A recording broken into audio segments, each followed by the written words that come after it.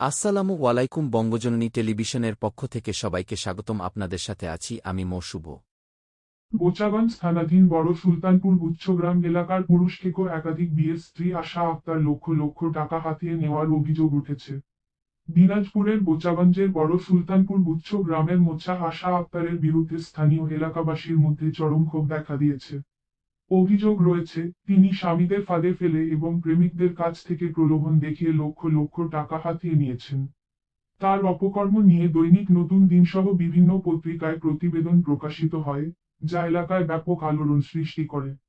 জানা যায়, 20 বছর বয়সী আশা আক্তার প্রেমের ফাঁদে ফেলে যুবকদের সাথে সম্পর্ক তৈরি করেন এবং বিবাহ করে অর্থ আদায়ের পেশা বেছে নেন।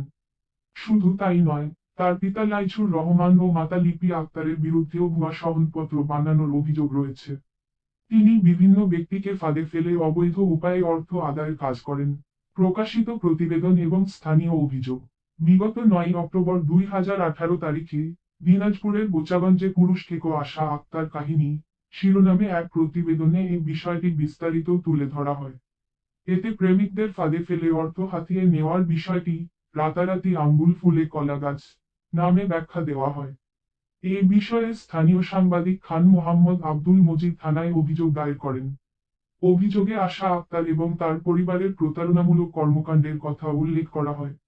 ইতোমধ্যে তাদের বিরুদ্ধে দিনাজপুর দ্বিতীয় জুডিশিয়াল ম্যাজিস্ট্রেট আদালতে মামলা নং 226/36/18 তারিখ 12 নভেম্বর 2018 দায়ের করা হয়েছে।